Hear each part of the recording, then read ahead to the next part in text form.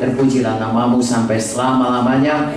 Kami hadiri tempat ini karena kami mengenal betapa baiknya, betapa Engkau mengasihi kami, dan kami mau berbakti kepadamu. Terlebih-lebih Tuhan, bagi kami yang belum begitu pasti keselamatan kami, hari ini kami mau Tuhan supaya kami pastikan bahwasanya kami adalah anak-anak Bapa di sorga, dan kami memiliki Yesus sebagai Tuhan dan Juru Selamat kami. Biarlah firman-Mu mulai dari kesaksian dan seluruh pujian dan semua terlebih-lebih lagi, dan pada firman-Mu membukakan Tuhan pengertian kami, sehingga kami mengenal Yesus Engkaulah Juru Selamat, satu-satunya jalan kepada Bapa di sorga, dan tidak ada seorang pun yang sampai kepada Bapa kalau tidak melalui Engkau. Dan seluruh hidup kami Tuhan diberkati dan berubah oleh karena Engkau Juru Selamat kami. Terima kasih Tuhan. Biarlah hari ini kami semua diberkati. Tidak ada seorang pun yang Kau lalui, jamah kami semua Tuhan. Berkati kami semua Tuhan. Sembuhkan kami yang sakit Tuhan. Bebaskan kami yang terima. Berkati kami semua Tuhan. Jangan ada seorang pun Kau lalui. Semua kami keluar dari tempat ini Tuhan. Berubah. Semua diberkati. Semua menerima kuasa-Mu, jamahan-Mu, muliaan-Mu Tuhan turun di tempat ini. Dalam nama Yesus kami berdoa. Haleluya, haleluya. Semua kita percaya, sama-sama kita katakan amin. Silakan duduk saudaraku, Tuhan memberkati. Haleluya. Haleluya. Tuhan Yesus baik. Amin. Amin. Ya, hari ini saya mau bersaksi bagaimana Tuhan Yesus sangat baik, saudaraku. Dalam Mazmur 118 ayat 17 dikatakan, aku tidak akan mati tapi aku hidup untuk menceritakan kebaikan Tuhan, menceritakan kuasa Tuhan, menceritakan betapa dahsyatnya Tuhan itu. Amin saudaraku. Amin. Saya baca Mazmur 118 ayat 17, aku tidak akan mati tetapi hidup, dan aku akan menceritakan perbuatan-perbuatan Tuhan. Sebenarnya saya, saudaraku, kalau bukan oleh karena pertolongan Tuhan, sudah lama saya mati. Mati secara rohani, mati secara badani. Sekarang umur saya sudah 77 tahun. Saya lahir tahun 1943. Itu masih zaman penjajahan Jepang. Jadi kalau tema kita di sini adalah freedom, kemerdekaan, saya mengalami, saudaraku, kemerdekaan tahun 1945, ya. Kami waktu itu mengungsi tahun 47, 48, ya. Betul-betul mengalami, saudaraku, kemerdekaan secara badani.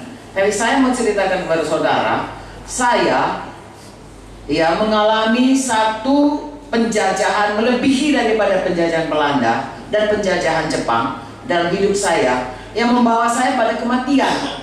Bukan karena dibunuh oleh Jepang atau oleh Belanda, tapi dibunuh oleh karena akibat penjajahan itu, yang namanya penjajahan dosa.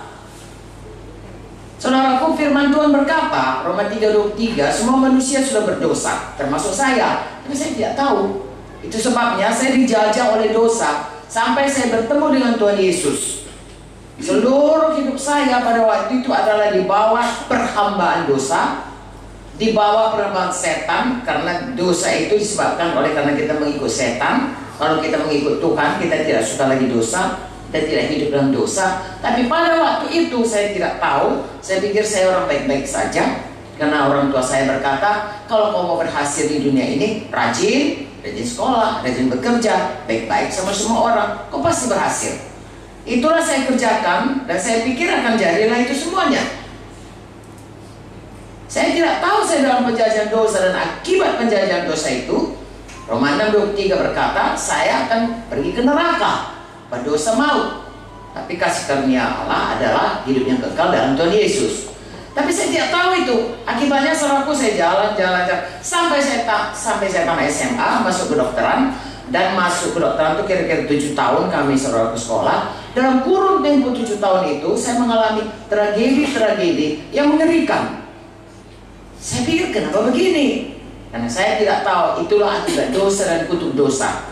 Dengan singkat saya katakan, saudaraku, ibu saya 3 bersaudara, kemudian satu persatu mati, dan kami anaknya 15 orang dalam tempo hanya 4 tahun. Ya, bukan 2 tahun. Mula-mula paman saya yang paling muda meninggal. Kata dokter sakit jantung. Padahal dia sebenarnya orangnya tegap, sehat, ya, dan tidak pernah sakit. Begitu dikatakan sakit, tidak lama langsung meninggal. Ibu saya juga sama seperti saya, tidak mengenal Tuhan Yesus, sangat tertekan, diperhamba oleh satu kesedihan yang tidak bisa dihiburkan. 10 bulan meninggal. Apapun saya katakan, kami katakan, jangan sedih mama, dia tetap sedih. Dia katakan, oh pamanmu itu. Lalu dia meratap, lalu dia menangis, tidak tahan badannya, meninggal. Paman saya yang paling tua, saudaraku, dia sebenarnya orang yang pangkatnya tinggi kalau di Medan. Begitu juga, punya penyakit dan tidak bisa diobati dan meninggal. Dalam tempo 2 tahun itu, saudaraku, ya, kami bertiga, 3 keluarga itu, semua tidak punya orang tua. Yang tinggal orang tua kami, bapak saya itu sakit, bengkak di sini, kata dokter mungkin kanker, dan mau dibawa ke Malaysia, Singapura. Tapi dia sakit-sakitan terus. Lalu tante saya nggak pernah cari makan. Jadi kami itu hancur seluruhnya. Saya nggak tahu kenapa gitu. Saya bertanya dalam hidup saya, ada apa ini?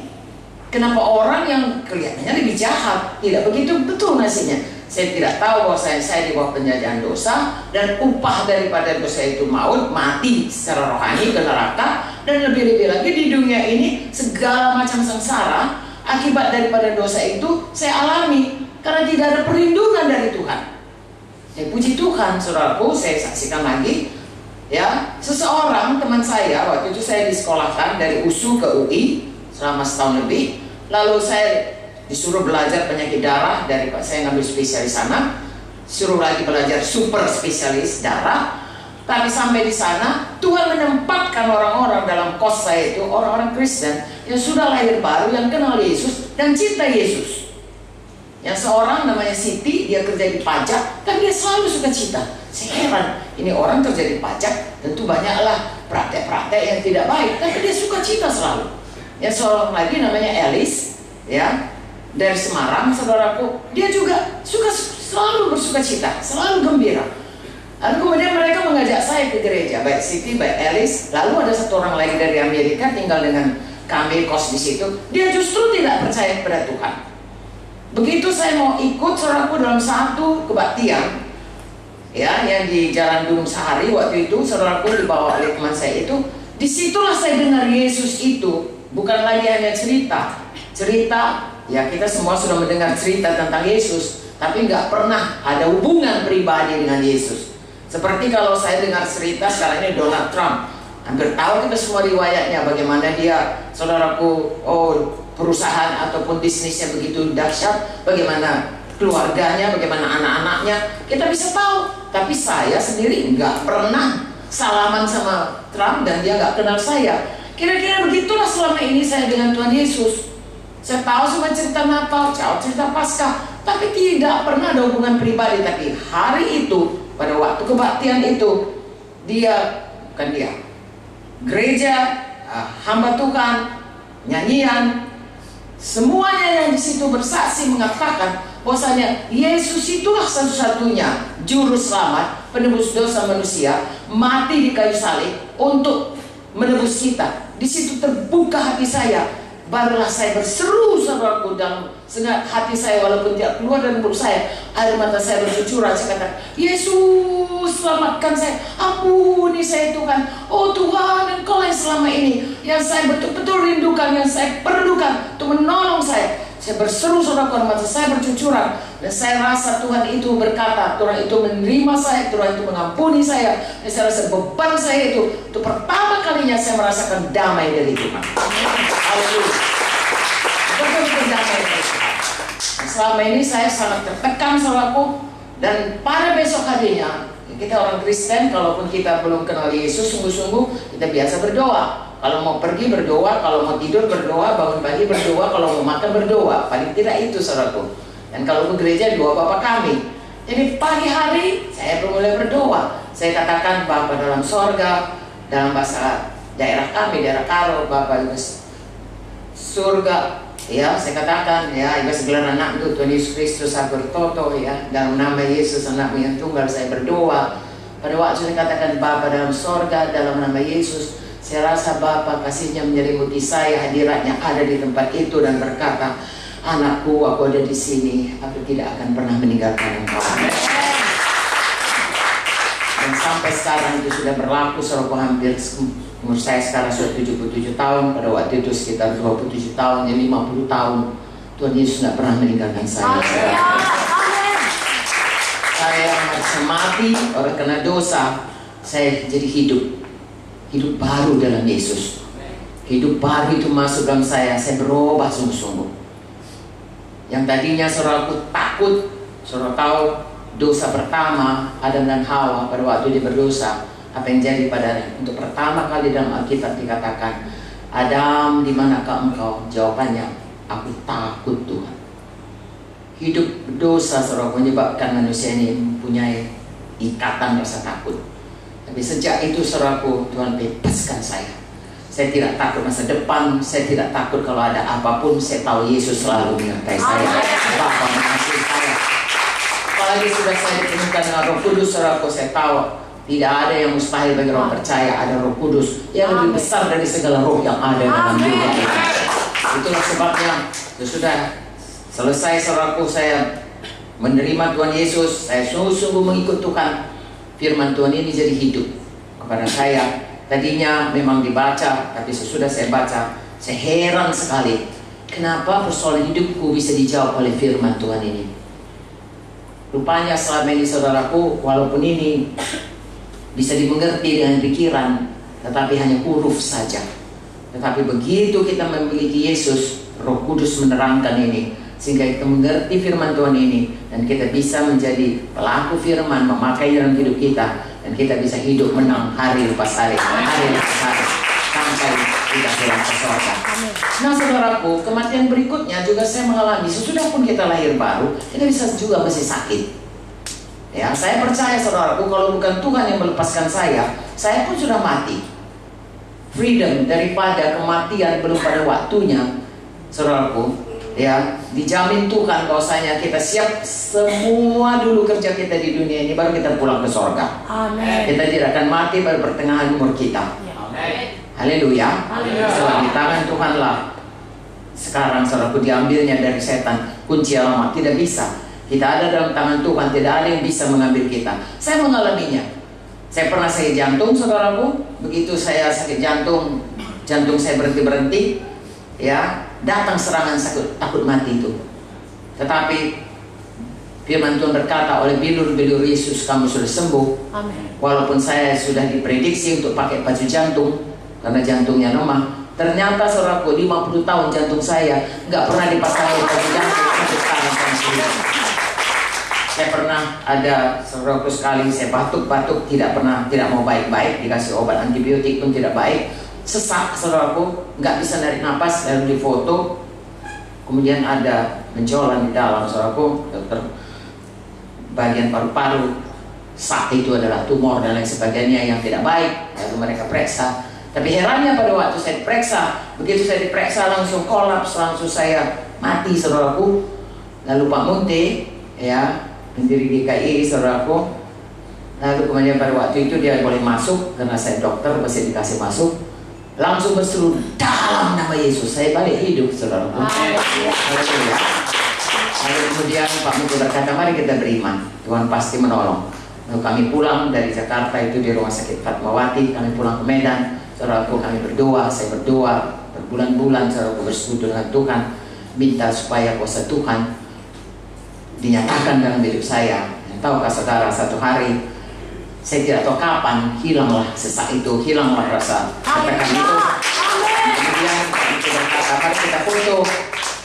Karena saya belajar di kedokteran, ada juga rasa saudaraku, nanti bagaimana kalau masih ada itu benjolan.